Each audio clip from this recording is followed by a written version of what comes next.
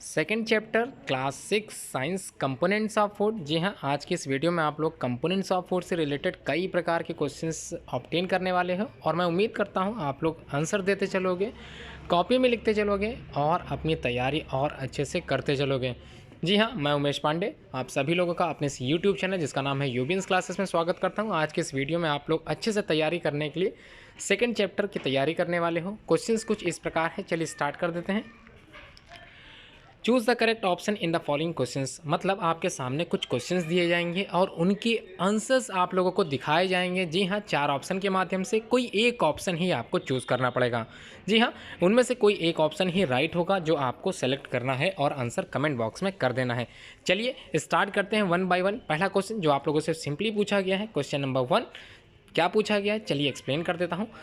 The food component needed by our body are called. जी हाँ, components की अगर बात करें तो कौन कौन से कंपोनेंट्स आप लोगों ने अपने कोर्स में पढ़े थे। फूड कंपोनेंट जिसकी वजह से हम लोग खाना खाते हैं और हमको, तो फूड कंपोनेंट्स। जी हाँ, अगर हम लोग बात करें भोजन खाने की, तो भोजन खाने के बाद हमको मिलता क्या है, इसी के बारे में अगर आज बात कर लें तो भोजन से हमको एनर्जी मिलती है और वो एनर्जी हमको कई तरह के न्यूट्रिएंट्स या फिर कई तरह के कंपोनेंट्स खाने के बाद मिलती है। जी हाँ, हमारे भोजन में पौष्टिक तत्वों के साथ, जो पौष्टिक आहार के साथ हमारे शरीर के अंदर जाते हैं और विभिन्न प्रकार के कई तरह के न्यूट्रिएंट्स हमको देते हैं। जी हाँ, उन्हीं न्यूट्रिएंट्स में से आप लोगों ने पढ़ा होगा 7 प्रकार के एसेंशियल कंपोनेंट जो कि फूड में पाए जाते हैं, जिनमें carbohydrates, proteins, fat, minerals, vitamins, fibres and water is also essential component जो हमारे शरीर में हमको ऊर्जा प्रदान करता है। जी हाँ, क्वेश्चन क्या है समझ में आ गया। The food component needed by our body are called. हमारे शरीर को जो आवश्यक कंपोनेंट की आवश्यकता होती है उसे हम लोग और किस नाम से जानते हैं। 4 ऑप्शन आपके स्क्रीन पे हैं। पहला ऑप्शन है इंग्रेडिएंट्स। ठीक है, इंग्रेडिएंट्स की अगर बात करें तो इंग्रेडिएंट्स होते क्या हैं बता दूं, जो भी वस्तु या फिर जो भी खाद्य पदार्थ आप लोग बनाते हो उसमें जो भी विलेय पदार्थ मिलाते हो जिससे हम लोग का जो भोजन है, खाने वाला भोजन तैयार होता है, उसमें मिलाए जाने वाली समस्त सामग्रियों को हम लोग यहाँ पर इंग्रेडिएंट्स के नाम से जानते हैं। सेकंड है न्यूट्रिएंट्स। क्या आपको लगता है न्यूट्रिएंट्स इज़ राइट आंसर? तो हो सकता है आपका आंसर बिल्कुल सही हो जाए। तो न्यूट्रिएंट्स जिसको हम लोग जानते हैं कंपोनेंट के नाम से, यही कंपोनेंट्स जो कि न्यूट्रिएंट्स भी कहलाते हैं। तीसरा ऑप्शन है फ्रैगमेंट्स। जी हाँ, फ्रैगमेंट्स तो कई विभाजन की बात की जा रही है यहाँ पर। ऐसा कुछ हो सकता है क्या कंपोनेंट्स को हम लोग फ्रैगमेंट्स कहेंगे? नहीं कह सकते। और लास्ट ऑप्शन है ऑर्नामेंट्स। क्या ऑर्नामेंट्स आपको लगता है कि बेटर होगा? ऑर्नामेंट मतलब एक तरह की ऑर्नामेंटल चीज़ की बात की जा रही है, सजावटी बात की जा रही है, उसको क्या हम लोग कंपोनेंट्स बोल सकते हैं? तो आंसर आप लोगों ने दे दिया है, ये अच्छी बात है। कई स्टूडेंट्स के आंसर बिल्कुल सही हैं। जी हाँ, भोजन जो हम करते हैं उससे हमको कंपोनेंट्स मिलते हैं और यही कंपोनेंट्स 7 टाइप्स के होते हैं। आपको नाम बताए जा चुके हैं, जिसमें से फाइबर है, प्रोटीन है, कार्बोहाइड्रेट है, मिनरल्स है, विटामिन्स है और क्या है, आप लोगों ने कई तरह के विटामिन्स पढ़े थे, ये भी बताए जाएंगे। चलिए अब हम लोग बात करते हैं क्वेश्चन नंबर 2 की। क्वेश्चन नंबर 2 जिसमें आप लोगों के सामने लिखा है, क्या लिखा है? कार्बोहाइड्रेट्स की बात की जा रही। Carbohydrates can be tested by using. तो कैसे हम लोग पता कर सकते हैं कि हमारे कार्बोहाइड्रेट वाले फूड को कैसे टेस्ट करके हम लोग पता कर सकते हैं कि इसमें कार्बोहाइड्रेट पाया जाता है? जी हाँ, कार्बोहाइड्रेट प्रेजेंट का टेस्ट हम लोग किसी न किसी माध्यम से करते हैं। आप लोगों को बताया गया था कि कैसे टेस्ट होता है कार्बोहाइड्रेट्स का। जी हाँ, क्या आपको लगता है ए ऑप्शन आयोडीन सॉल्यूशंस के आधार पर हम लोग कार्बोहाइड्रेट की उपस्थिति का पता करते हैं, या फिर कास्टिक सोडा की उपस्थिति के साथ हम लोग बताते हैं कि कार्बोहाइड्रेट किसी वस्तु में मिला है अथवा नहीं मिला है, या फिर C option copper sulphate solutions के साथ हम लोग पता कर सकते हैं कि कार्बोहाइड्रेट किसी कंपोनेंट्स में या फिर किसी फूड आइटम में है कि नहीं है, या फिर फेलिंग सॉल्यूशंस। आपको लगता है इन चारों में से कौन सा बेटर ऑप्शन है जिसमें आप लोगों ने पढ़ा होगा ब्लू एंड ब्लैक टेस्ट? जी हाँ, आप लोगों ने पढ़ा था कि एक स्टार्च टेस्ट आप लोगों को सिखाया गया था। उसी स्टार्च टेस्ट में यही चीज़ की बात की जा रही थी, कार्बोहाइड्रेट टेस्ट की ही बात की जा रही थी, जिसमें आप लोगों को बताया जाता था कि किस प्रकार से अपने भोजन में आप लोग कैसे पता कर सकते हो कि उसमें कार्बोहाइड्रेट है कि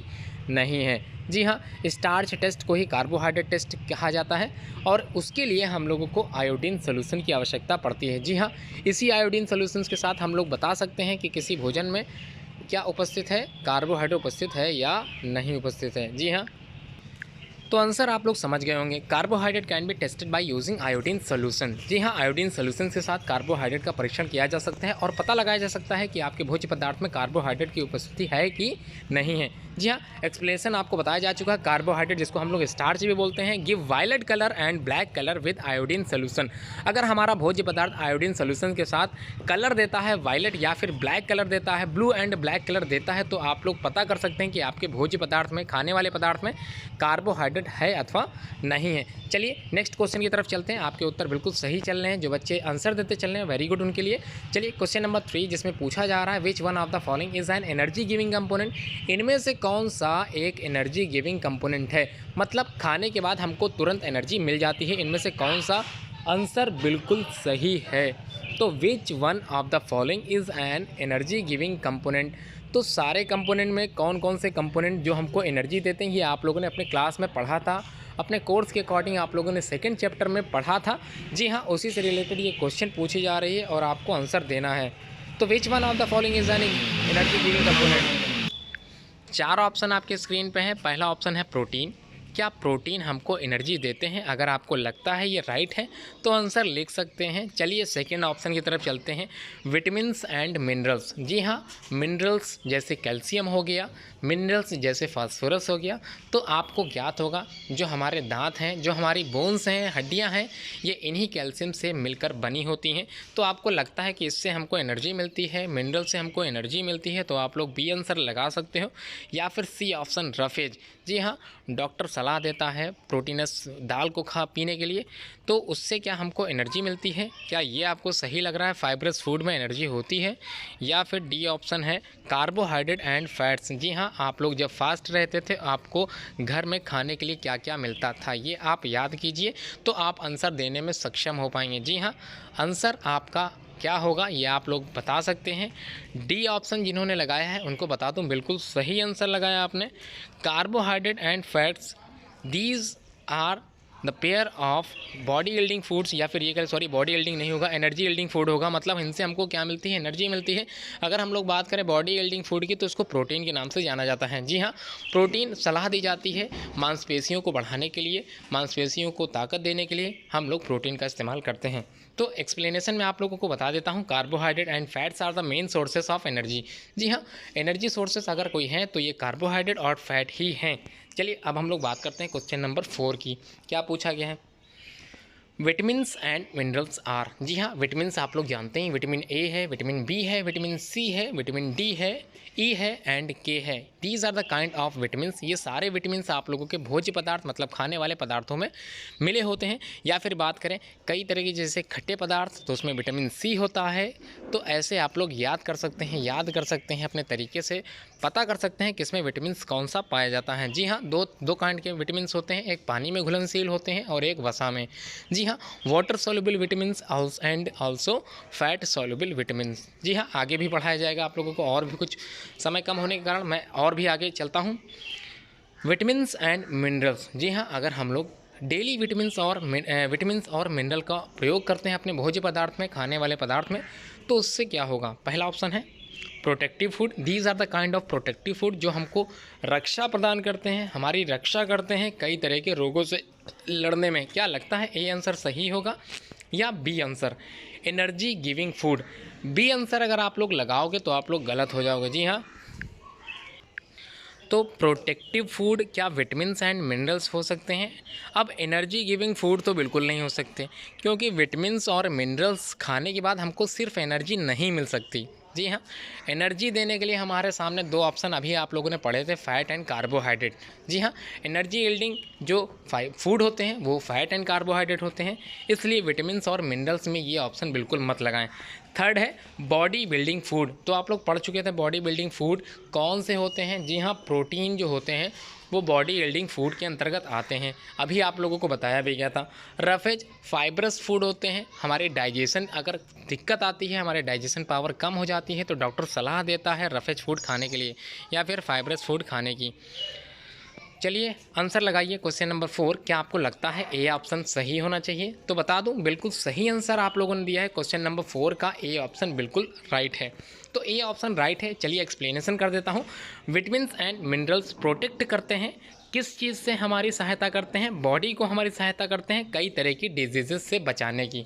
जी हाँ, कोरोना समय चल रहा है, आप लोग जानकारी होगी, डॉक्टर सलाह देता है सिट्रिक फूड खाने की। जी हाँ, विटामिन सी लेने के लिए डॉक्टर खुद कहता है कि आप लोग ज़्यादातर विटामिन सी रोज़ अपनी डेली शेड्यूल में ज़रूर खाएँ। जी हाँ, खट्टे पदार्थों में ज़्यादातर विटामिन सी पाया जाता है, तो विटामिन सी के बारे में यहाँ पर डॉक्टर भी सलाह देते हैं। चलिए अब हम लोग चलते हैं आगे। क्वेश्चन नंबर 5 जिसमें आप लोगों से पूछा गया है रफेज हेल्प इन। जी हाँ, अभी आप लोगों को मैंने रफेज के बारे में, जिसका दूसरा नाम फाइबर है, इसके बारे में भी कई चीज़ें बताई थी। तो रफेज हमारी सहायता करता है किस चीज़ में? तो किस चीज़ में हमारी रफेज सहायता करता है? ऑप्शन ए है protecting our body from diseases. क्या आपको लगता है विटामिन्स एंड मिनरल्स के साथ ये रफेज भी प्रोटेक्ट करते हैं हमारे शरीर को कई प्रकार की डिजीजेस से? क्या ये सही हो सकता है? तो बता दूं, ये आंसर आप लोग लगाओगे तो ये गलत हो जाएगा, क्योंकि हम लोगों ने अभी तक इस चैप्टर में, इस कोर्स में, इस सिलेबस में हम लोगों ने पढ़ा था कि जो बॉडी यील्डिंग फूड होते हैं वो होते हैं प्रोटीनेशियस फूड। जी हाँ, प्रोटीन से हमको बॉडी यील्डिंग फूड मिलता है। नेक्स्ट हम लोगों ने पढ़ा था एनर्जी यील्डिंग फूड, मतलब किससे हमको एनर्जी मिलती है, वो थे फाइबर, वो क्या थे, फैट एंड कार्बोहाइड्रेट। जी हाँ, ये दो क्लियर हो गए। उसके बाद विटामिन हम लोगों ने पढ़ा था, विटामिन क्या करते हैं और मिनरल्स क्या करते हैं, हमारी प्रोटेक्ट करते हैं, हमको प्रोटेक्ट करते हैं फ्रॉम अदर डिजीजेस से। जी हाँ, अब आपको बताना ये जो फाइबर होते हैं, चलिए इसके बारे में पढ़ते हैं, क्या चीज़ सही होगी। Protecting our body from diseases, तो ये तो विटामिन के कार्य थे, ठीक है। सेकंड है मूवमेंट ऑफ बावेल। जी हाँ, मूवमेंट ऑफ बावेल, कई तरह की जो डाइजेस्टिव जो समस्याएं होती हैं वो ना आ पाएँ, इस वजह से हमारी डाइजेशन पावर ठीक रहे, ये सही होगा। थर्ड है प्रोवाइडिंग एनर्जी, हमको इनसे एनर्जी मिलती है। अगर आपको ये लगता है तो बता दूँ, एनर्जी यील्डिंग फूड आप लोगों ने पढ़े थे, कार्बोहाइड्रेट एंड फैट। जी हाँ, नेक्स्ट है building and repair of various body parts. तो अभी आप लोगों ने पढ़ा था बॉडी बिल्डिंग फूड कौन थे, प्रोटीनेशियस फूड थे। जी हाँ, अगर आप लोगों ने ये ऑप्शन लगा दिया तो आप लोग गलत हो जाओगे। तो आंसर आपने जो लगाया, तो मैं बता दूं, ए तो बिल्कुल नहीं लग सकता, सी बिल्कुल नहीं हो सकता, डी तो बिल्कुल ही नहीं हो सकता। तो आंसर बचा क्या, बी आंसर बचा, मूवमेंट ऑफ बावेल। जी हाँ, roughage are rich in fibres, मैंने बताया था रफेज का ही दूसरा नाम यहाँ पर क्या था, फाइबर्स था, और फाइबर्स कीप करता है इन बोवेल मूवमेंट में। ठीक है, आप लोग समझ गए अच्छे से। चलिए अब हम लोग बात करते हैं अगले क्वेश्चन की।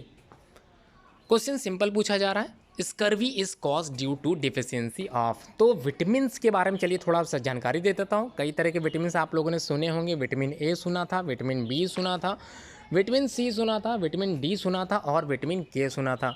तो इन सारे विटामिन की कमी से कुछ ना कुछ डिजीज़ ज़रूर होती है, ध्यान रखिएगा। सारे विटामिन अगर आप लोग अच्छी मात्रा में रोज़ पर डे अपनी daily schedule, daily food varieties में अगर लेते हो, तो आप लोगों को कई प्रकार की जो डिजीज़ेस होती हैं लोगों में, वो होने की संभावना बहुत ज़्यादा कम हो जाएगी। जी हाँ, अगर अगर विटामिन ए आपके शरीर में कम हो जाए तो उसकी कमी से, जी हाँ, विटामिन ए की कमी से आपको नाइट ब्लाइंडनेस हो सकता है। जी हाँ, रतौंधी नामक रोग जो होता है उसमें हम लोगों को रात में अंधापन, मतलब रात में दिखाई ना देना, इस तरह की समस्याएं हो सकती हैं। ये कौन सी विटामिन की कमी से होती हैं? जी हाँ, विटामिन ए की कमी से होती है। अब हम लोग जानते हैं विटामिन बी अगर हम लोग शरीर में कम हो जाए, अगर हम लोग विटामिन बी युक्त भोजन ना करें तब क्या होगा? तो इससे हमारे शरीर में बेरी नामक एक रोग होता है। तो बी से बेरी नामक रोग होता है, वो हमारे शरीर में हो जाएगा। जी हाँ, उससे हड्डियाँ जो होती हैं वो टेढ़ी मेढ़ी हो जाती हैं।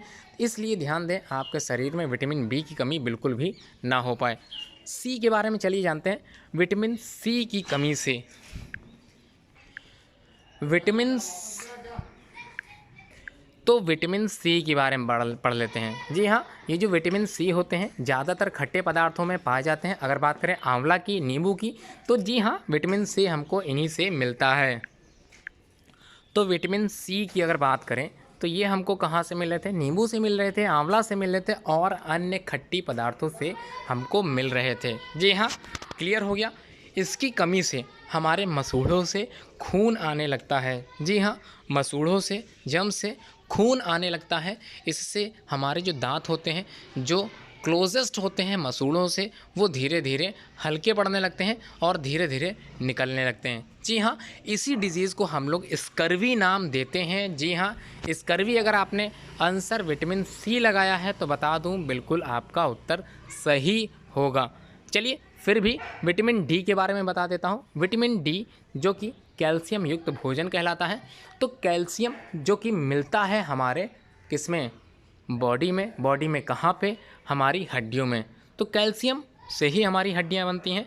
इसलिए अगर हमारे शरीर में विटामिन डी की कमी हो गई तो आप लोगों की हड्डियों में कई तरह की पेन हो सकते हैं, दर्द हो सकता है, कमज़ोर हो सकती हैं हड्डियां, आप लोग चलने में सक्षम नहीं हो सकते हो, हाथ पैर में सूजन आ सकती है। तो डॉक्टर आप लोगों को कैल्शियम युक्त दवाएं लिखता है। जी हाँ, क्योंकि आपके शरीर में विटामिन डी की कमी हो गई है और डी की कमी पूरा करने के लिए कैल्शियम युक्त दवाएं आपको खानी होती हैं। तो विटामिन डी की कमी से जो डिजीज़ होती है उसका नाम भी याद कर लेते हैं, उसका नाम है रिकेट्स। जी हाँ, रिकेट्स नामक डिजीज़ जो कि विटामिन डी की कमी से होती है। तो आप लोगों ने कई प्रकार की चीज़ें, कई नॉलेज साइंस से रिलेटेड सीख ली। ये आप लोगों के लिए बहुत अच्छी बात है कि इस तरह की वीडियो आप लोगों के लिए मैं हमेशा लाता हूँ और आगे भी इसी तरह की वीडियो आप लोगों को मिलती जाएगी। उसके लिए आप लोगों को चैनल ज़रूर सब्सक्राइब कर लेना है। चलिए अब हम लोग बात करते हैं आंसर। विटामिन सी अगर आपने लगाया है तो स्कर्वी इसी से होता है। एक्सप्लेनेशन आप लोगों को समझाया जा चुका। Deficiency of vitamin C cause scurvy, vitamin C की कमी से स्कर्वी नामक डिजीज़ होती है, ये आप लोगों ने सीख लिया। अब हम लोग बात करते हैं क्वेश्चन नंबर 8 की। तो diseases caused due to deficiency of vitamins are known as.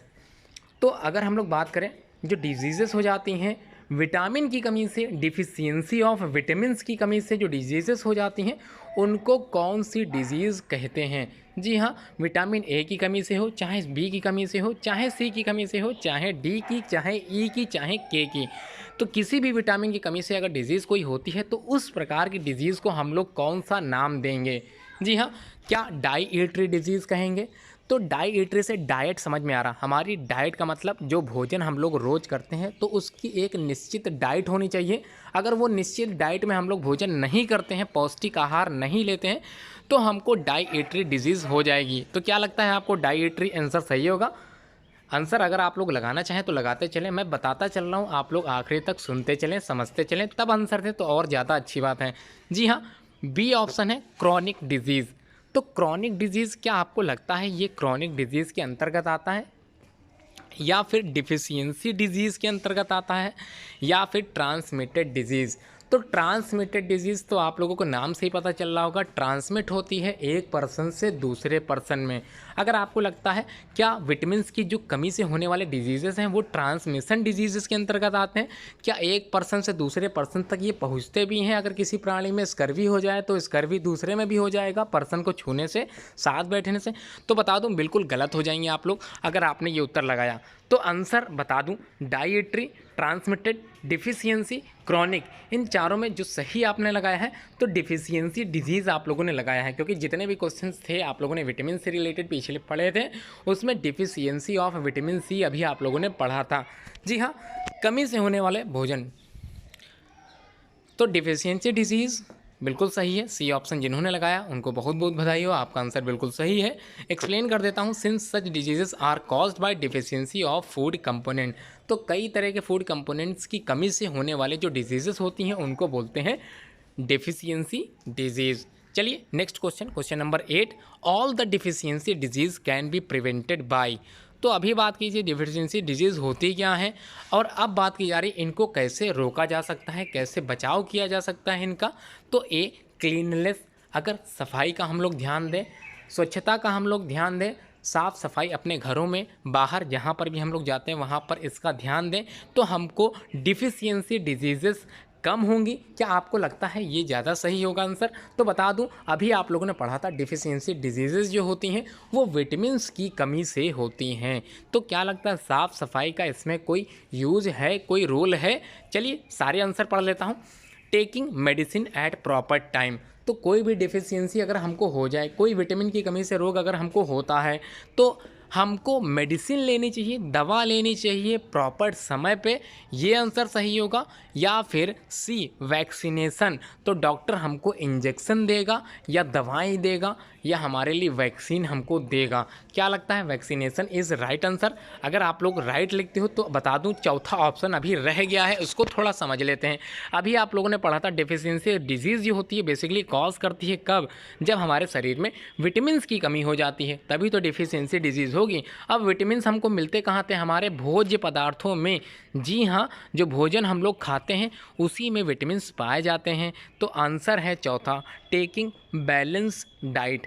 अगर हम लोग बैलेंस डाइट लेते हैं जिसमें जिसमें विटामिन्स भी हो, जी हाँ, अगर हम लोग बैलेंस डाइट लेते हैं जिसमें विटामिन्स भी हो, कार्बोहाइड्रेट भी हो, फैट भी हो, मिनरल्स भी हो, रफेज फाइबर भी हो और साथ में वाटर तो हम लोग लेते ही हैं, इसे ही हम लोग बोलते हैं, क्या बोलते हैं? Balanced diet. जी हाँ, बैलेंस डाइट हम लोग अगर डेली लेंगे तो हम लोगों के शरीर में कोई भी डिफिशियंसी डिजीज़ नहीं हो सकती। तो अगर आपने आंसर लगाया है डी, टेकिंग बैलेंस डाइट, तो बता दूं बिल्कुल आपने सही उत्तर लगाया है, क्योंकि हम लोग जानते हैं if we take balance diet there will not be any kind of deficiency. किसी भी चीज़ की कमी नहीं हो सकती अगर हम लोग क्या करते हैं? बैलेंस डाइट लेते हैं। चलिए अब हम लोग पढ़ते हैं, अगले प्रश्न की ओर चलते हैं। तो अगले क्वेश्चंस में क्या पूछा गया है? Question number 9, which of the following food items contain carbohydrate. तो कार्बोहाइड्रेट कैसे पता करोगे? अभी आप लोगों ने स्टार्च टेस्ट पढ़ा था। जी हाँ, स्टार्च टेस्ट करने के बाद हमको जो हमारा भोजन था वो अगर कन्वर्ट हो जाता है ब्लू एंड ब्लैक कलर में, वायलेट एंड ब्लैक कलर में, तो आप लोग पता कर सकते हो कि उसमें क्या मिला है? कार्बोहाइड्रेट। लेकिन अब हमको टेस्ट तो करना नहीं है, तब कैसे पता करें? जी हाँ, अभी आप लोगों ने ये भी पढ़ा था कि कार्बोहाइड्रेट का दूसरा नाम ही क्या था? स्टार्च था। तो आप लोग ये भी जानते हैं कि स्टार्च हमेशा क्या होते हैं? मीठे होते हैं। जी हाँ, जितने भी मीठे भोजन होते हैं शुगर कंटेंट होते हैं, जिसमें शुगर मिला होता है, जो खाने पे हमको मीठे लगते हैं, वो ही क्या कहलाते हैं? कार्बोहाइड्रेट भोजन कहलाते हैं।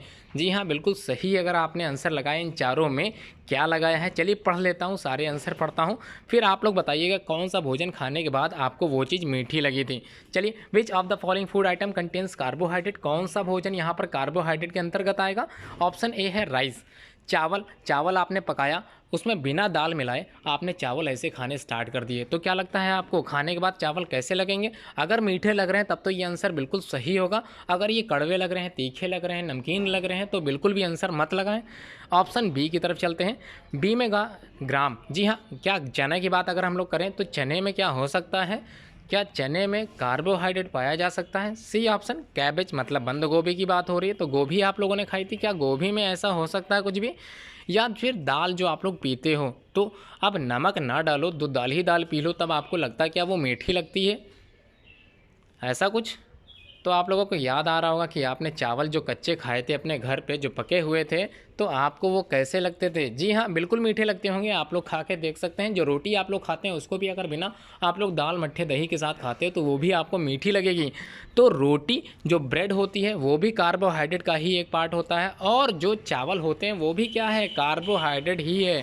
जी हाँ, शुगर कंटेंट है, चावल है वो भी कार्बोहाइड्रेट है, और ब्रेड है वो भी कार्बोहाइड्रेट है। जी हाँ, अगर आपने आंसर ए लगाया है तो बता दूं बिल्कुल आप सही हैं अपनी जगह पे, क्योंकि chawal is a part of carbohydrate. जी हाँ, कार्बोहाइड्रेट का ही दूसरा रूप है, rice is a source of carbohydrate. बिल्कुल आप लोगों ने सही लगाया है, बधाई हो आप लोगों को, आपने आंसर बिल्कुल सही लगाया है। जिनके आंसर्स गलत हो गए तो आप लोग घबराएं बिल्कुल नहीं, आगे भी कई कई क्वेश्चन आप लोगों को मिलते जाएंगे जो भी बहुत ईजी होंगे, उसको भी अटेंड करते चलें।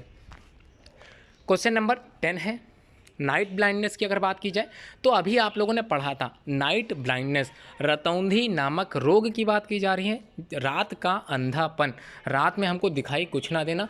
तो ये एक तरह की डिजीज़ होती है जो कि डिफिशियंसी है। तो डिफिशियंसी है, इसका मतलब विटामिन की कमी से होने वाला एक रोग है। तो night blindness is basically caused due to deficiency of. तो किस चीज़ की कमी से डिफिशियंसी नाइट ब्लाइंडनेस डिजीज़ होती है? चार ऑप्शन आपको दिखाई दे रहे हैं, विटामिन ए है, विटामिन बी है, विटामिन सी है, और लास्ट में विटामिन डी है।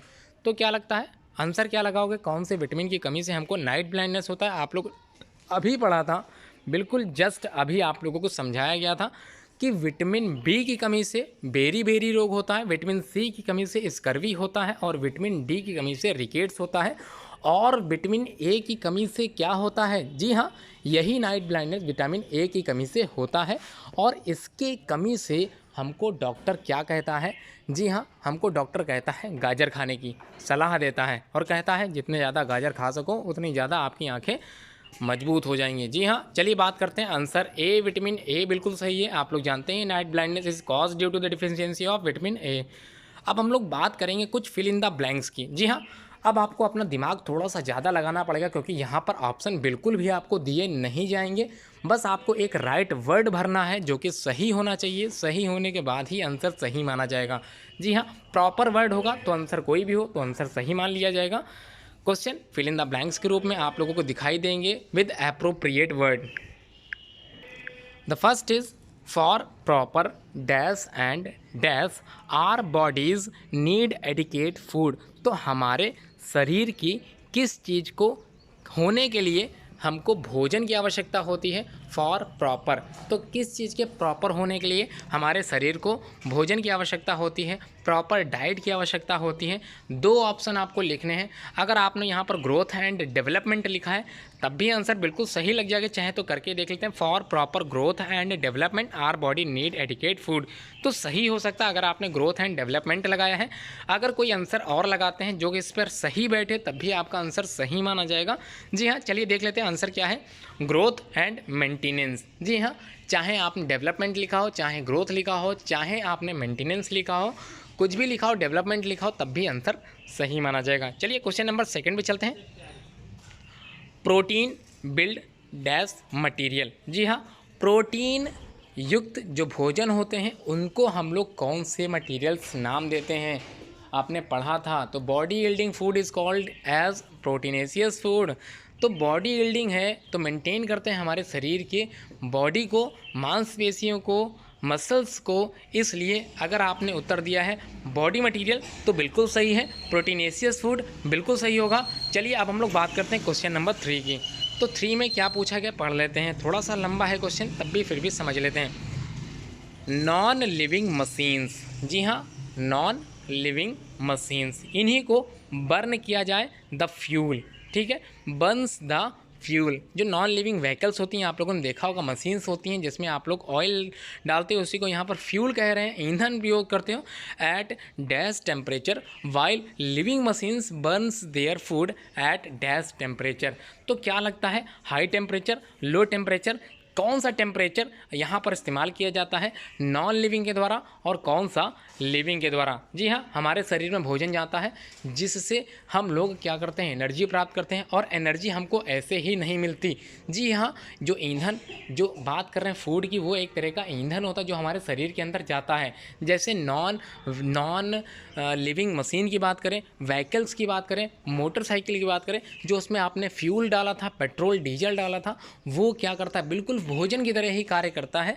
इसी तरह से हमारे शरीर में भी भोजन की तरह ये कार्य करता है फूड। तो आंसर आपने क्या लगाया, पहले में तो हाई होगा और दूसरे में लो होगा। जी हाँ, पहले में हाई जो कि नॉन लिविंग के लिए था और दूसरे में लो होगा। जी हाँ, जो कि लिविंग के लिए था। अगला क्वेश्चन, स्टार्च। तो स्टार्च अभी आप लोगों ने पढ़ा था, इज़ अ कॉमन कार्बोहाइड्रेट जो स्वाद में हमको मीठे लगते हैं। जी हाँ, starch is a dash of sugar. तो स्वाद में मीठे हैं इसलिए स्टार्च कार्बोहाइड्रेट ही हैं। तो आंसर आपने पॉलीमर्स लगाया है तो ये अच्छी बात है, पॉलीमर्स भी हैं। ठीक है, अगर आपने आंसर पॉलीमर लगाया है, कुछ भी इससे रिलेटेड लगाया, तब भी आपका उत्तर सही माना जाएगा।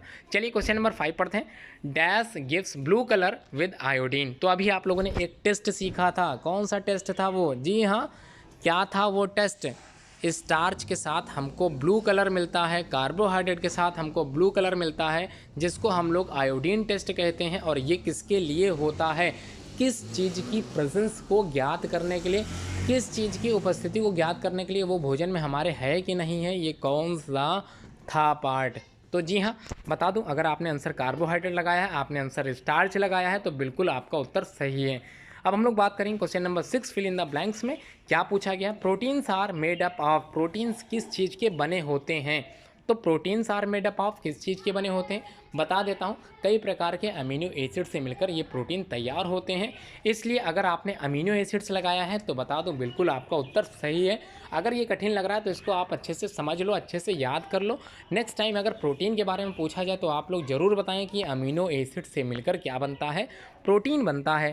Question number 7, skin, hair and nails. समझ गए? स्किन मतलब आपकी त्वचा, हेयर मतलब बाल और नेल्स मतलब आपके नाखून। ये सब बने होते हैं किस चीज़ के? डॉक्टर आपको सलाह देता है अगर इन तीनों में से कोई भी समस्या आपके शरीर में होती है तो आपको डॉक्टर कौन सी दवाएं लिखता है, कौन सा फूड आइटम खाने के लिए कहता है, तो बता देता हूँ। हेयर जो कि प्रोटीन से मिलकर बनता है, केराटिन प्रोटीन। नेल्स जो कि प्रोटीन से मिलकर बनता है। और स्किन जो कि डर्मिस होती है, एपिडर्मिस होती है, एंडोडर्मिस होती है, ये 3 लेयर होती हैं, ये बन पाती हैं हमारे शरीर में। जो प्रोटीनेशियस फूड जाता है उससे हमारी क्या होती है, बॉडी यील्डिंग होता है, मतलब बॉडी बनती है। इसलिए अगर आपने लिखा है प्रोटीन्स तो आपका आंसर बिल्कुल सही है।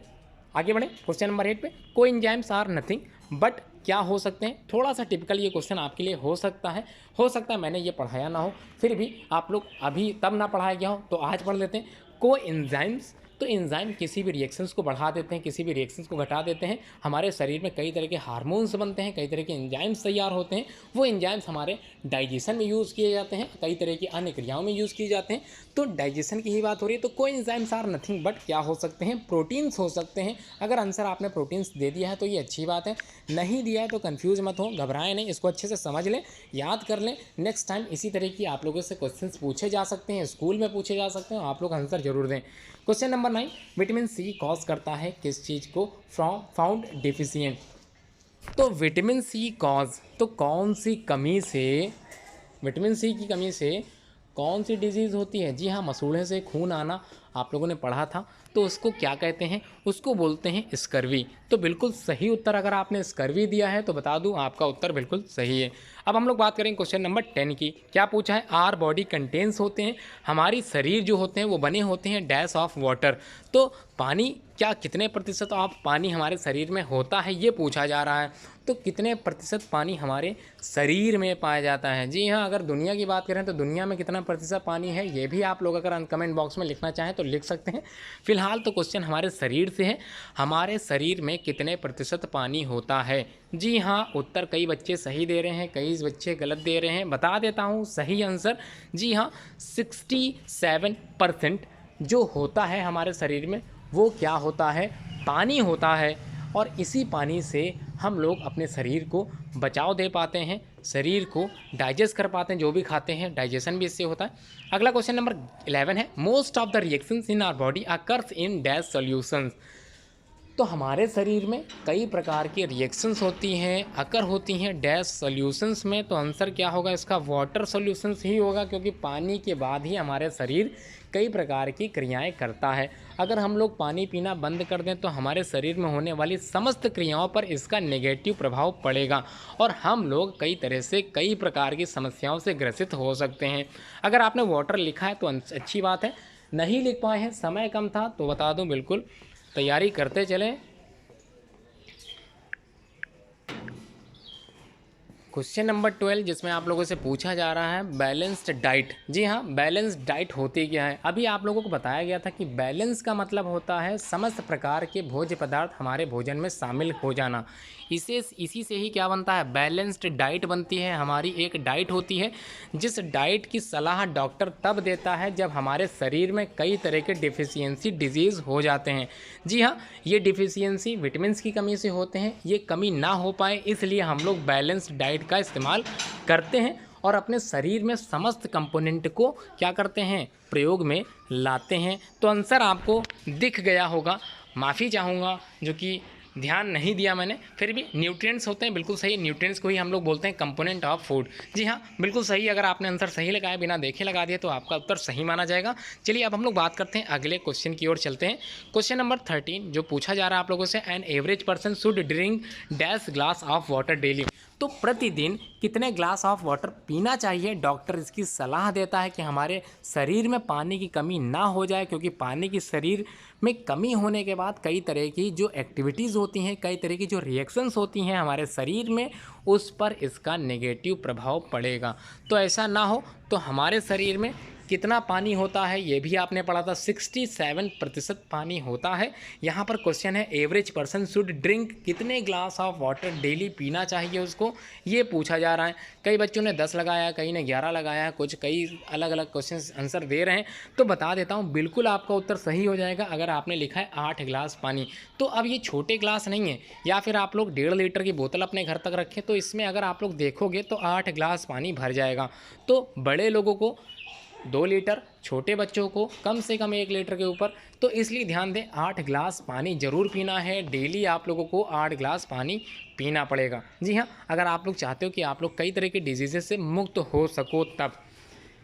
Next question, deficiency of dash causes rough skin, weak eyesight and thickness of body. Thickness of body, तो जी हाँ बता देता हूँ, अगर आपने अपने आसपास, अपने पड़ोस में, अपने मोहल्ले में अगर ऐसे पर्सन देखे हैं जिनको रफ स्किन की समस्याएं हैं, स्किन उनकी खुरदरी है, वीक है और आई साइट प्रॉब्लम है और थिनेस ऑफ बॉडी, मतलब उनका जो शरीर है वो बहुत ही ज़्यादा पतला है, तो बता देता हूँ इस तरह की जो समस्याएं होती हैं वो डिफिशियंसी ऑफ किसी न किसी चीज़ की डिफिशियंसी से होती हैं। बता दूं, आई साइट प्रॉब्लम विटामिन ए की कमी से होती है, लेकिन रफ स्किन की बात की जा रही है, थिनेस ऑफ बॉडी की बात की जा रही है और क्या चीज़, वीकनेस की बात की जा रही है, तो बता दो आंसर फैट होगा। जी हाँ, फैट जो कि हमको कहाँ से मिल रहा था, फैटी एसिड से मिल रहा था। और ये फैट्स हमको कहाँ मिलते हैं, जैसे मलाई हो गया, मक्खन हो गया, ऑयली फूड्स हो गए, इसी में ही फैट पाया जाता है। अगर यही चीज़ हमारे शरीर में कम हो जाए तो हमारे सामने यही समस्याएं आ सकती हैं। इसलिए ध्यान दें, बहुत ही ज़्यादा ऑयली फूड खाने की कोई आवश्यकता नहीं है। एक प्रॉपर डाइट में ही सब कुछ खाएं, क्योंकि ज़्यादातर फैट खाने से मोटापे की भी समस्या आ सकती है। इसलिए फ़ैट से कमियां तो बहुत सारी हो रही हैं, लेकिन ज़्यादा फैट खाने से भी कई तरह की समस्याएं होंगी। नेक्स्ट क्वेश्चन नंबर 15, थोड़ा सा आंसर दिख गया फिर भी दिखा देता हूँ। Excess intake of alcohol. जी हाँ, कई लोग नशे का प्रयोग करते हैं, तो ज़्यादातर नशा करने के बाद large period many damage kidneys. जी हाँ, किडनीज ख़राब हो जाती हैं बहुत ज़्यादा अल्कोहल पीने से। जी हाँ, नशा युक्त पदार्थ होता है, इसको पीने से आपकी किडनियाँ या फिर वो पर्सन जो ये ज़्यादा नशा करता है उसकी किडनी ख़राब हो सकती हैं। तो बता दूँ, बिल्कुल भी इसका सेवन मत करें, और कोई करता है तो उसको भी ये सलाह दें कि आपकी किडनी ख़राब हो सकती हैं। आंसर दिख गया था, इसलिए मैंने शॉर्ट में आंसर समझा दिया आप लोगों को। चलिए अब हम लोग बात करते हैं क्वेश्चन नंबर 16 की। क्वेश्चन नंबर 16, लैक ऑफ किस चीज़ की कमी से leads to lethargy, inactivity and feeling the tiredness. ठीक है, थकान महसूस होती है, लेजीनेस फील होती है, चक्कर आते हैं, तो किस चीज़ की कमी से ये चीज़ होती है। आंसर लिखिए, जल्दी जल्दी लिखिए, जितनी जल्दी हो सके उतना आंसर जल्दी दीजिए। समय आपको प्रॉपर दिया जाएगा, इसलिए कंफ्यूज बिल्कुल मत हो। सिंपली पूछा गया है थिकनेस या फिर थिनेस या फिर टायर्डनेस या फिर चक्कर आना, कमजोरी, वीकनेस, तो किसकी कमी से होता है, प्रोटीन की कमी से होता है। क्योंकि अभी आपने पढ़ा था प्रोटीन होते क्या है, बॉडी यील्डिंग फूड होते हैं। अगर बॉडी सही से नहीं बन पाएगी तो हमको ये सारी समस्याएं हो जाएंगी। जी हाँ, लैक ऑफ प्रोटीन्स लीड करते हैं lethargy, inactivity and feeling of the tiredness. ठीक है, समझ में आ गया। अब अगले नेक्स्ट क्वेश्चन की तरफ चलते हैं। क्वेश्चन नंबर 17 क्या लिखा है, इसको समझा देता हूँ पूरा। Intake of inadequate quantities of protein. ठीक है, इनएडिकेट क्वांटिटीज़ ऑफ प्रोटीन्स लेने के बाद dash the growth and development of children. जी हाँ, बच्चों पर इसका क्या प्रभाव पड़ेगा, उनके ग्रोथ एंड डेवलपमेंट पर इसका क्या प्रभाव पड़ेगा।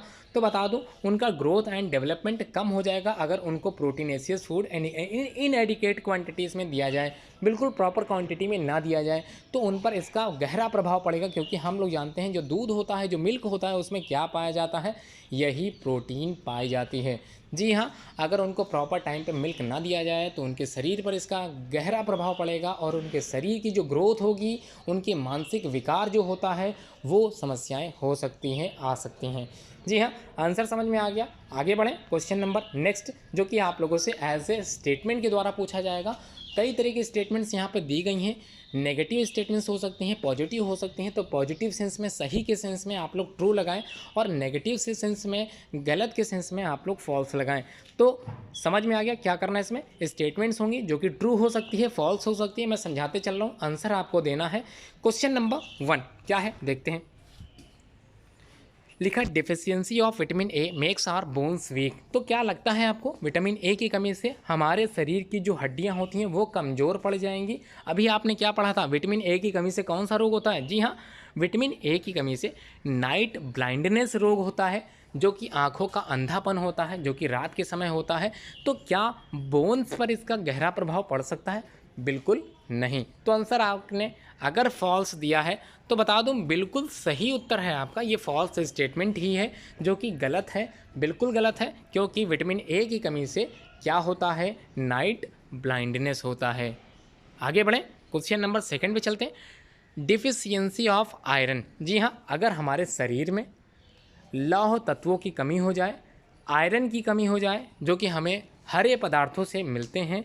आप लोगों ने सरसों का साग खाया होगा, भिंडी वगैरह खाई होंगी, जितनी भी हरी सब्जियां होती हैं अगर खाई हैं तो बता दूं आपको आयरन की कमी नहीं हो सकती। जी हाँ, आयरन की कमी बिल्कुल नहीं हो सकती। तो डिफिशियंसी ऑफ आयरन ये कॉज करता है पेलनेस की समस्याएं को, मतलब हमको जो है कमजोरी मिलती है अगर हम लोग इस तरह की डिफिशियंसी हो जाए, आयरन युक्त कमी हो जाए।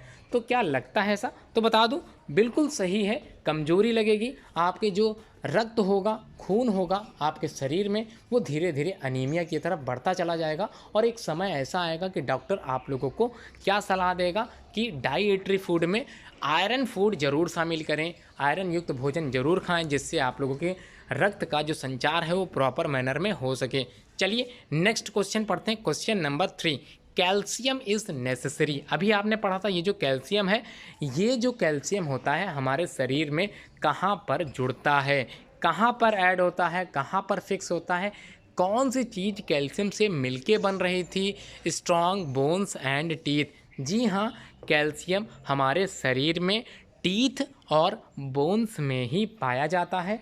इसी से ही हमारे शरीर की जो हड्डियाँ होती हैं वो मजबूत होती हैं, हमारे दांत इसी कैल्शियम से ही मजबूत होते हैं। इसलिए कैल्शियम युक्त जो भोज्य पदार्थ होता है हमारे शरीर में हमारी हड्डियों को मजबूती प्रदान करता है। ये जो स्टेटमेंट दी गई है बिल्कुल ट्रू है, इसलिए आप लोग कंफ्यूज बिल्कुल मत होए, आपका उत्तर बिल्कुल सही है। चलिए क्वेश्चन नंबर 4 क्या पूछा गया है देख लेते हैं। Deficiency of vitamin B helps to increase our appetite. तो आपको लगता है एपेटाइट की समस्याओं में ये विटामिन बी काम आता है? तो बता दूं ये बिल्कुल फॉल्स स्टेटमेंट है, क्योंकि आप लोगों ने पढ़ा था विटामिन बी की कमी से होने वाला जो रोग था उसका नाम था बेरी बेरी। जी हाँ, बेरी बेरी जिससे हड्डियाँ टेढ़ी मेढ़ी हो जाती थीं, उस किसकी कमी से होती थी? इसी विटामिन बी की कमी से हड्डियाँ हमारी टेढ़ी मेढ़ी हो जाती थीं। क्वेश्चन नंबर 5 चलते हैं, क्या लिखा है इसको पढ़ लेता हूँ, समझा देता हूँ। Deficiency of vitamin D. जी हाँ, विटामिन ए क्या होता था? Night blindness. Vitamin B beriberi. Vitamin C scurvy and vitamin D की कमी से होने वाला जो डिजीज़ है, क्या ये हो सकती है? जो दिया गया है deficiency of vitamin D cause करता है स्वॉलन एंड ब्लीडिंग जम्स। जी हाँ, मसूड़ों में सूजन और मसूड़ों से खून आना, क्या ये समस्या हो सकती है विटामिन डी की कमी से? तो बता दूं उत्तर अगर आपने फॉल्स लिखा है तो बिल्कुल सही लिखा है, ये फॉल्स स्टेटमेंट है, क्योंकि अभी आपने पढ़ा था विटामिन सी की कमी से स्कर्वी नामक डिजीज़ होती है और स्कर्वी की समस्या से ही यहाँ पर कॉज होता है स्वॉलन एंड ब्लीडिंग जम्स। जी हाँ, बिल्कुल सही है, विटामिन सी की कमी से ही स्कर्वी होता है और स्कर्वी की समस्याएं मसूड़ों से खून आना होती है, ना कि विटामिन डी की कमी से। तो जो स्टेटमेंट दे दी गई है वो बिल्कुल रॉन्ग है, बिल्कुल फॉल्स है, बिल्कुल गलत है। तो आपने उत्तर फॉल्स लगाया है, तो बिल्कुल आपका उत्तर बिल्कुल सही है। चलिए अब हम लोग अगले प्रश्न की ओर चलते हैं। क्वेश्चन नंबर 6 क्या है? Carbohydrates are the main source of energy in our diet.